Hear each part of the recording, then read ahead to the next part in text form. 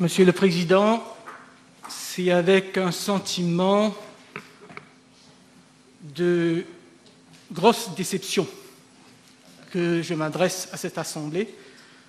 Grosse déception parce que j'ai eu l'occasion à plusieurs reprises dans cette Chambre, au fil des 3 dernières années, d'adresser plusieurs questions parlementaires à plusieurs ministres sur l'institution d'un Land Court ou Land Division of the Supreme Court.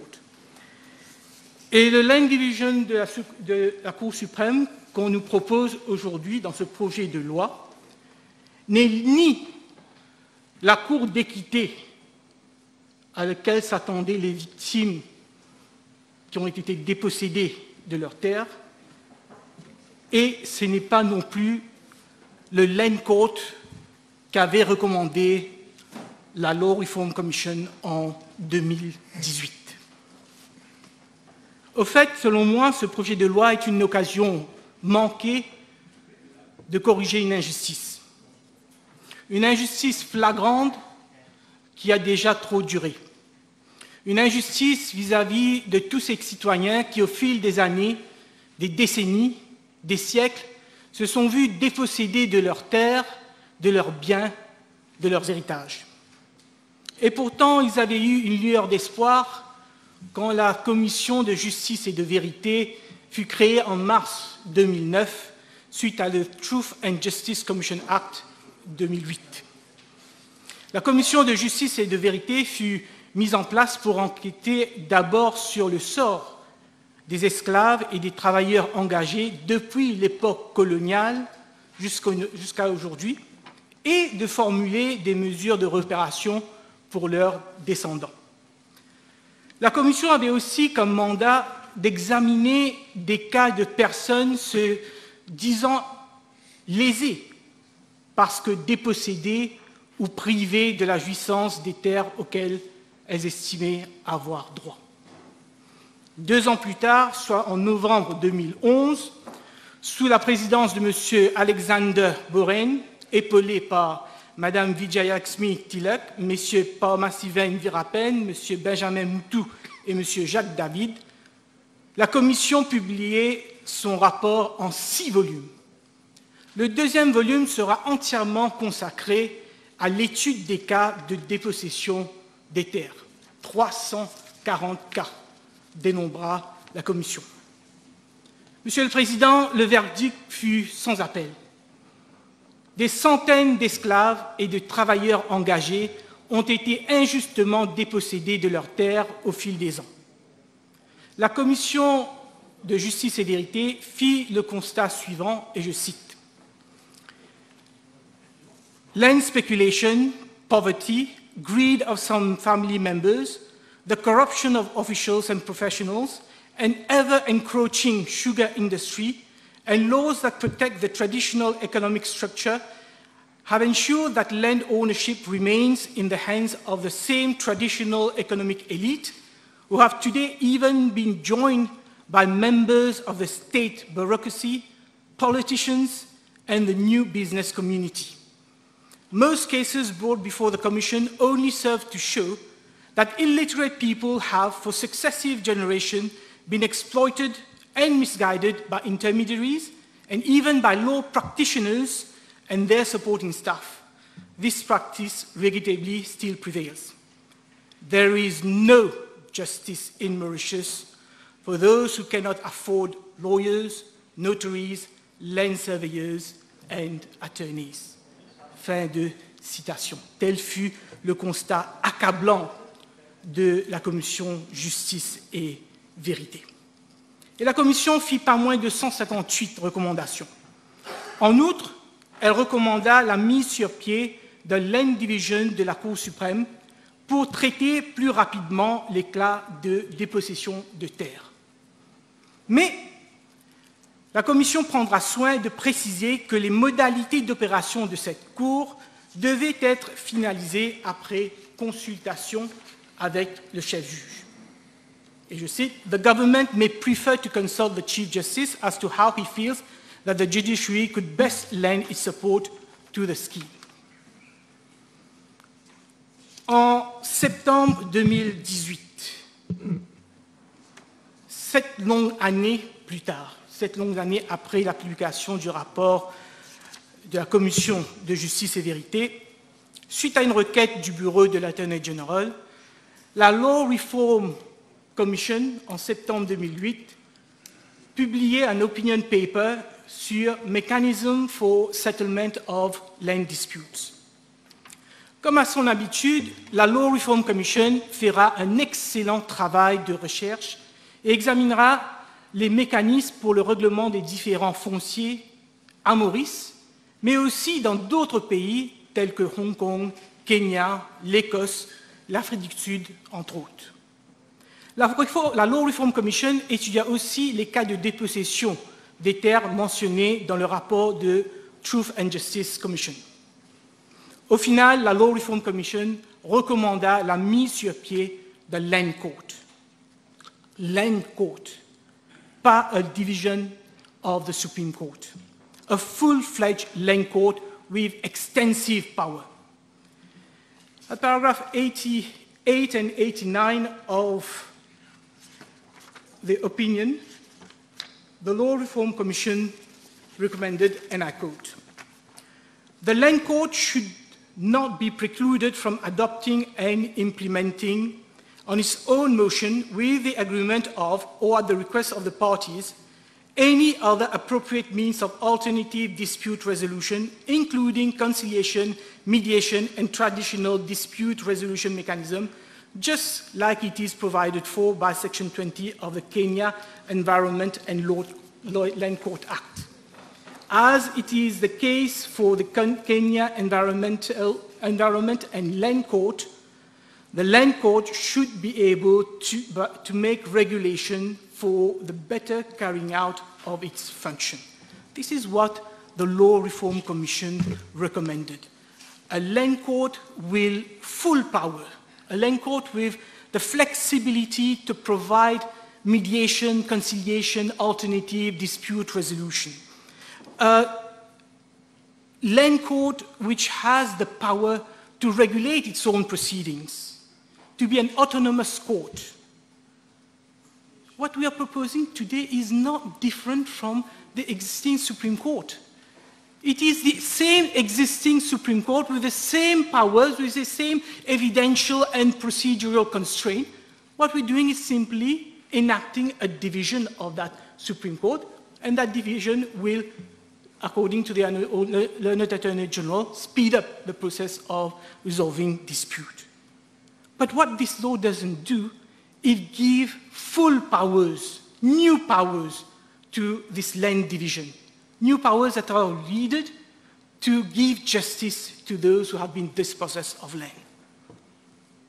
At paragraph 86 of the opinion paper, Mr. Speaker, sir, this is what the Law Reform Commission recommended, and I quote, "As it is the case for the Queensland's Land Court, the Land Court should be able to summon a person as a witness and may require the person to produce documents in the person's possession or power and may examine the person and punish the person for not attending under the summons or for refusing to give evidence or failing to produce the documents." Now, these were important powers because we're talking about land deposition over decades, if not centuries. So the court must be given the power to summon anyone, and if that person has in his possession any document, any proof that is helpful to the court and refuses to give that document, the court must be able to sanction him. Now, will this land division that we're asked to vote in this bill have power to sanction any person who deliberately refused to give evidence or produce important documents? Will it have powers to sanction a witness who doesn't turn up at a trial, or who turns up and chooses to remain silent or chooses not to give any evidence, as is the case today in the post-court proceedings? No. So my question, Mr. Speaker, sir, is the Honourable Attorney General say that this bill has been prepared after anxious consideration. That is the term used, anxious consideration. For years, this government has been pondering on setting up of this lane division of the Supreme Court. So after anxious consideration, why is this government not implementing the recommendation of the Law Reform Commission? Who is this government protecting? Why is the government not siding with those who have been dispossessed of their land? Well, this is what the Law Commission says. There is no justice in Mauritius for those who cannot afford lawyers, notaries, and surveyors and attorneys. And this bill is not going to make a iota of difference to all those victims of dispossessed land. So why perpetuate this system? Why perpetuate the injustice? How can this government be so heartless to the needs of the victim of the injustice? Et pourtant, Monsieur le Président, il y a eu 2 grèves de la faim. Une première grève de la faim de M. Clancy Armon en mars 2019, l'année dernière, qui avait duré 16 jours. Une deuxième grève de la faim de ce même M. Clancy Armon, avec cette fois-ci M. Gervais Saint-Lambert et M. Raoul Périchon, en septembre de l'année dernière, qui avait duré 11 jours. Le gouvernement avait mis en place un comité interministériel présidé par l'ancienne vice-premier ministre, aujourd'hui ministre de la Sécurité sociale. Un accord avait même été signé entre le comité Manraj et le comité de soutien des grévistes. Un comité de coordination avait été constitué avec des représentants de ce comité de soutien comme membres. La question a été soulevée plusieurs fois dans cette Assemblée, pas seulement par moi, mais aussi par l'honorable Joe Lejongar, qui est sur la liste, je crois, d'intervenants et que j'espère va pouvoir nous dire s'il est satisfait avec ce lane division ou il pense que le gouvernement a fait volte-face. Devrais-je rappeler aux honorables membres de cette Chambre l'intervention du père Grégoire à quelques jours des élections l'année dernière, des rencontres avec le Premier ministre et autres membres de ce gouvernement quelques jours avant les élections générales. Au final, on se retrouve avec un lane division sans pouvoir additionnel. On est bien loin de la cour d'équité exigée par les grévistes. On est bien loin du lane court recommandé par la Law Reform Commission.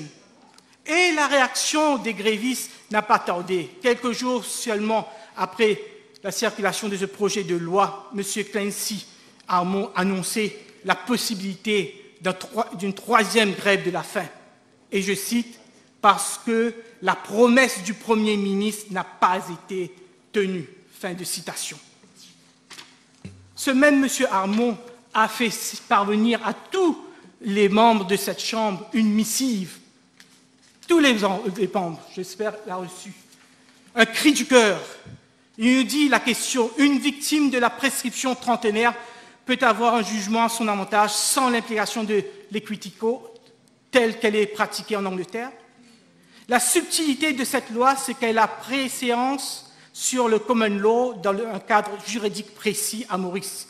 La Cour suprême est aussi un equity court qui n'exerce pas ce pouvoir dans le cadre de la prescription trentenaire. Si les modifications ne sont pas faites au Courts Act et la section 8 de notre Constitution, cette division de la Cour suprême ne donnera aucune satisfaction à la majorité des victimes de l'acquisition acquisitive. Voilà, cette modification apportée par ce projet de loi ne donnera aucune satisfaction à la majorité des victimes de l'acquisition acquisitive. Et ce n'est pas moi qui le dis, c'est le gréviste de la faim, M. Armon, un des victimes de la dépossession de ces terres. Mr. Speaker, sir, there was absolutely no need to come up with this piece of legislation if only to set up a division of the Supreme Court. As the Honourable Attorney General has already mentioned it, This specific issue has already been the subject matter of several decisions of the Court of Civil Appeal, which is the second highest court of the land next to the Judicial Committee of the Privy Council. In the landmark decision of Life Garments Limited and Hellman Worldwide Logistics Limited, 2012 case, a bench consisting of the then Chief Justice, Honorable Yang Sikyuen and Mr. Justice Doma, held that under Section 76 of our Constitution, and by the powers conferred upon the Chief Justice under Sections 34 and 35 of the Courts Act, the Chief Justice has full powers to set up division for the timely dispatch of court cases. Consequently, the Chief Justice held in that case, in the Life Garment case, that the Chief Justice was perfectly entitled to set up a family division and a commercial division. So, Mr. Speaker, sir, the highest court of the land after the Privy Council has already told us that the Chief Justice can, as an administrative matter, set up division of the Supreme Court. So all the government had to do is to tell the Supreme Court to set up a land division, to set up a financial crime division. So why to come to this house? Why have all these, 16 people going to intervene on a bill which is going to give powers to the Supreme Court, to the Chief Justice, powers which he already has? And to quote the wording of the Honorable Attorney General, we are doing it to formalize. To formalize. We're not doing anything new. To formalize, in our good old Creole, means défonce la porte ouverte. This is what they are doing, enforcing open doors. The Supreme Court already have this power. You're not giving them more powers by asking them to set up a land division or a financial crime division. The Honorable Attorney General quoted from the statistics highlight. I was not going to mention it, but since he mentioned it, let me remind him that he should not be selective when quoting from a document to this House. Yes, he was right in quoting, the Honorable Attorney General was right in quoting that according to the statistical highlights of 2019, published by the Supreme Court on the 25th June of 2020, number of cases pending at the beginning of the year 2019 was 6,994. And number of cases outstanding was 6,948. But what he doesn't say, that out of these 6,900 and so cases, there was 1,000 cases before the commercial court. There was 4,037 cases before the family division. So if we take away commercial court and family division, that's 5,000 cases out. If we take away civil appeal and criminal appeal, we have only 868 cases before the other Supreme Court. Only 800 cases. So when he mentioned that there are 200 cases pending, yes, 200 cases is a big number, but 200 cases out of 800 is not the same as 200 cases out of 6,000, which he mentioned. Mr. Speaker, sir, I will end by quoting from the report of the Truth and Justice Commission, who in their wisdom no doubt had already foreseen what would happen today in this House. And I quote, "Our recommendation for reparation for Mauritians who have been victims of land dispossession requires no less than a profound rethinking by this elite of its role in Mauritius and whether it wants to continue defending the morally corrupt system that exists. The writing is on the wall." End of quotation.